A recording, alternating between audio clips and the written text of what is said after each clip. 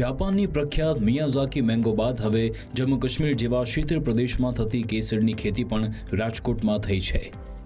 ઇમિટેશનના વ્યવસાય સાથે સંકળાયેલા 72 વર્ષીય ઉદ્યોગપતિ શિવલાલ ભંડેરીએ જમ્મુ કાશ્મીરમાં ઉગતું કેસરની ખેતી રાજકોટમાં કરી।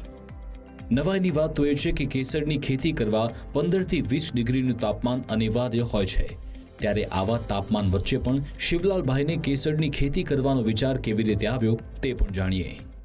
એટલે એમાં ખૂબ સર્ચ કર્યું, એકાદ વર્ષ મહેનત ભયંકર કરી, ઘણી જગ્યાએ અમે કોન્ટેક્ટ કર્યા, ઘણી જગ્યાએ ગયા, કાશ્મીર પણ 10-12 દી રોકાણા, પાછા અમે કાશ્મીર ગયા અને બધું સર્ચ કર્યું કે આ શક્ય બને જો વાતાવરણ ઊભું કરી શકીએ કાશ્મીરનું તો ત્યાર પછી અહીં બધું સેટઅપ કરવા માટે બધી મહેનત કરી કે ભાઈ કોલ્ડ સ્ટોરેજ કેવો હોવો જોઈએ, એમાં શું સાધનો લાગે, એમાં લાઇટ પણ કેવી હોવી જોઈએ, રનિંગ લાઇટ ન ચાલે આપણી તો એ કેવી હોવી જોઈએ, એ બધું સર્ચ કરતાં છેલ્લે નક્કી કર્યો કોલ્ડ સ્ટોરેજ કરવો છે।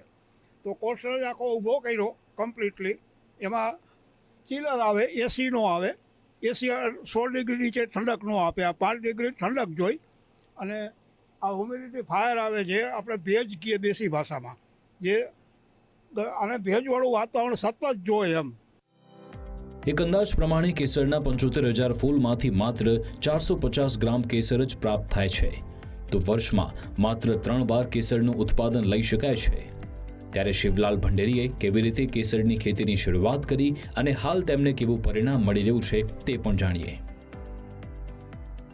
1.5 મહિના પહેલાં વાવેતરનું કર્યું અને 90% ફૂલ તો અમે ઉતારી લીધા। આમાં ફૂલ ભયંકર ફૂલ આવ્યા હતા, એટલું એમ લાગે કાશ્મીરમાં બગીચામાં ગયા ને એવું વાતાવરણ આખું થઈ ગયું હતું। હવે થોડા ઘણા રહ્યા છે, ધીમે ધીમે તો ઉતારશું હવે।